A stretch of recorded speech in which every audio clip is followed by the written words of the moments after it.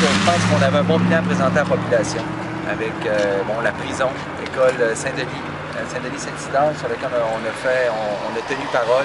L'école Sainte-Bernadette, on s'était engagé. Évidemment, il y avait aussi la première partie du bloc opératoire, la stérilisation. On a livré en dedans de 18 mois, donc ça a été un travail colossal. Mais on est assez fiers, mais les gens ils votent aussi parce qu'ils s'en viennent.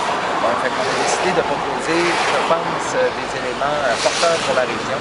Et ça, on fera le retour demain, mais ça tourne autour de la création d'emplois, notamment avec Rio Tinto, avec le maintien des crédits d'impôt, avec une négociation serrée avec Rio Tinto pour créer de l'emploi ici en région au niveau des PME. Pour le comté Chicoutimi, principalement, vous avez vu l'engagement que j'ai pris au niveau de l'hémato-oncologie. C'est un secteur où on a eu des difficultés en termes de recrutement, en termes de services aussi. Pas par manque de dévouement du personnel au contraire, mais par manque de professionnels, entre autres de spécialistes. Donc on a un projet avec l'hôpital qui peut être très intéressant pour faire en sorte qu'on puisse, je dirais, stabiliser la situation pour les années à venir. Donc pour moi, ça va être une priorité. Évidemment, la qualité de vie des citoyens, ça passe par plusieurs choses. Oui, la santé, mais on a parlé aussi de l'importance d'avoir des équipements sportifs de qualité. Donc, on a commencé avec les deux écoles dont vous parlez, mais notre intention, c'est de continuer. On a le terrain qui est à Charles-Gravel. Ça sera la première étape pour le parc La Colline. Donc, de faire atterrir un investissement important pour un terrain synthétique. Même chose avec l'Université de le Soccer Dome.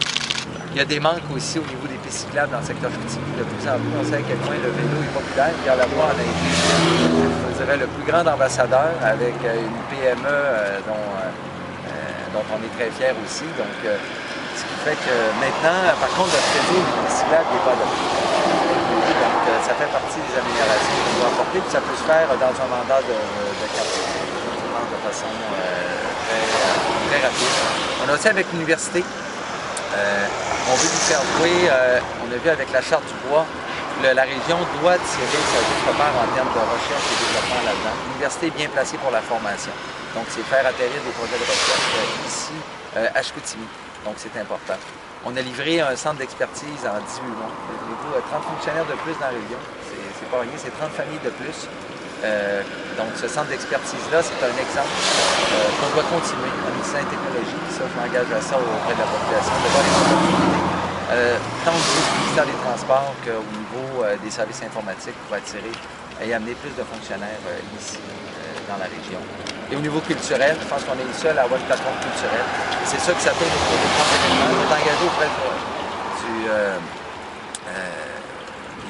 du court-métrage, mais de plusieurs festivals qu'on a aussi. On a le Festival des vins, qui est un festival populaire, donc de les soutenir financièrement puis d'avoir un soutien financier additionnel. C'est ce qu'ils ont obtenu. On va continuer à les faire grandir. Il y a un potentiel international, il y a une visibilité pour la région qui est formidable. Donc, on va continuer à le faire dans le prochain mandat. À ce moment-ci, j'invite maintenant les gens à aller voter, à exprimer leur droit de vote. C'est ce qui est le plus important. Et d'y aller avec leur cœur, avec conviction. Et je suis convaincu que le 7 avril, on va avoir une belle participation, que dans la région,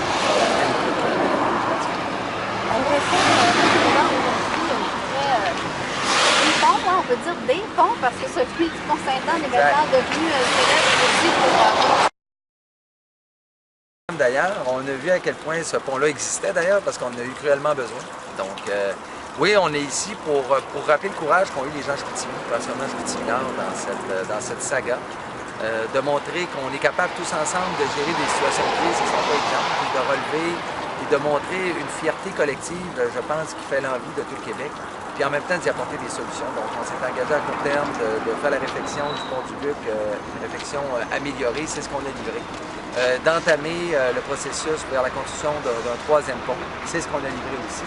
Mais en même temps de mieux utiliser le pont Sainte-Anne maintenant, et c'est ce qu'on a livré aussi. Donc une nouvelle étude qui va permettre de savoir quelle est la qualité de l'infrastructure, comment on peut mieux l'utiliser. On regarde au niveau des pistes cyclables. Ça sera un bel exemple qu'on pourrait développer, mais en même temps voir sa capacité pour des transports d'urgence. Donc, on a parlé avec la STS aussi. Je pense qu'il y a des possibilités intéressantes pour utiliser cette infrastructure à longueur d'année. Avez-vous l'impression, là, tantôt vous disiez, là, bon, les gens vont sortir voter, visiblement, du fait que beaucoup de personnes qui que le PQ a un peu échappé la campagne, notamment avec l'entrée de Pierre-Carl Péladeau. Dans la région, est-ce que vous sentez que ça pourrait avoir des répercussions? Non, on a même parlé de panique à l'échelle provinciale. Là. Mme Marois qui sort pour dire que si on atteint le déficit zéro, il va y avoir des retours d'impôts. C'est pas la panique, Oui, c'est une campagne où les maisons ont mené cette campagne. On n'a pas vu les équipes. Au niveau régional, ça s'est bien fait, moi je pense. Tout ce qui a manqué, c'est les candidats de l'autre côté. Les libéraux ne sont pas présentés, les caquistes n'étaient pas là. Au niveau national, ce qu'on a vu, c'est évidemment une campagne littéralement utilisée par les médias pour faire la promotion de autre chose que, par exemple, la qualité des équipes, les enjeux. Et c'est un peu dommageable, effectivement. Ce qu'on souhaite, c'est, avec le temps qui reste, parce qu'il reste toujours encore du temps, donc de montrer qu'on a la meilleure équipe, et je le pense sincèrement. Et étonnamment, ça n'a pas sorti. Oui, il y a Pierre-Carl Péladeau, mais il y a aussi Véronique, il y a Nicolas Marcy, il y a Bertrand Saint-Arnaud, il y a Bernard Drainville, il y a Pierre Duchesne, il y a Simon Prévost, président de l'Association du secteur manufacturier, il y a la présidente de l'Ordre des infirmières, la présidente de l'Ordre des pharmaciens, le président de l'Ordre des ingénieurs. Vous voyez à quel point on a une équipe solide. Alors, malheureusement, on a décidé de ne pas montrer cette équipe-là. C'est une campagne où les maisons ont décidé de faire d'un thème, par exemple, ils ont découvert cette élection-ci qui ont été souverainistes. Ça a duré 5 ans. Moi, ça fait 30 ans, 40 ans depuis pour la souveraineté. Je pense que personne n'a vu quelque chose. Alors, on a passé 5 jours à dire que finalement, le Parti québécois est souverainiste, on n'aime pas trop. Alors qu'on voulait sortir sur l'économie, la création d'emplois. Le pétrole, par exemple, il y a un débat, le Parti québécois a amené l'exploration du pétrole. Les libéraux étaient contre. Il me semble que ça aurait été un bel enjeu, ça, de savoir pourquoi ça s'est fait. Qu'est-ce qu'ils vont faire? Alors, je pense que les Québécois sont peut-être les perdants. Ce que je les invite à ce moment-ci, c'est à regarder. C'est pas la priorité, c'est l'intégrité du Parti québécois. C'est la qualité du Parti québécois. Il y a un chef de parti qui se présente dans Robertval, si vous avez conscience. Ça change la donne ici dans la région. Vous êtes vraiment confiant de pouvoir conserver 5 députés du Parti québécois dans le comté? On est très confiant parce que pour tous les 5, ce qui est important, une campagne, ça commence bien avant le début. Et je pense que les gens de la région sont fiers du travail qui a été fait par les candidats du Parti québécois. Et on a essayé de bien représenter puis d'honorer le mandat qu'ils nous avaient donné. Puis honnêtement, je pense qu'on l'a bien fait. Donc, et Denis est peut-être celui qui l'a mieux fait dans la région avec le rendez-vous sur la forêt qui a eu lieu à Saint-Félicien, avec des engagements dans la forêt qu'on n'avait jamais vu au Québec. D'ailleurs, c'est la première année où vous n'avez pas vu de manifestation devant les bureaux de députés depuis peut-être 5 ans. Parce que justement, on a été transparent, on a été honnête avec eux. Et on n'a pas tout donné ce qu'ils souhaitaient, mais on a respecté la parole qu'on a eue. Et Denis fait partie de cette solution-là. Donc, moi, je suis très confiant que les travailleurs forestiers, ceux qui, à tous les jours, là, voient l'importance d'avoir le meilleur porte-parole sur la forêt au Québec, de voter pour lui. Vous savez, Sherbrooke avait aussi un premier ministre. Hein? Et en 2012, ils s'en sont départis parce qu'ils trouvaient qu'il n'avait pas fait la job. Je dis aux gens de Robertval, faites pas cette erreur-là. Vous avez un bon député qui fait un bon travail.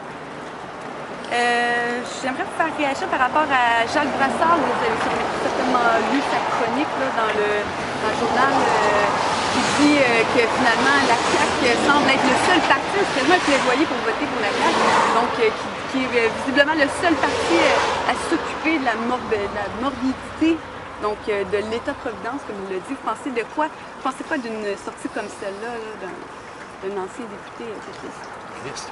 Oh, ben, vous savez, Jacques, je pense qu'il est bien connu pour ses opinions particulières, donc je l'aime bien. Et non, je pense pas qu'il est invité au vote caquiste.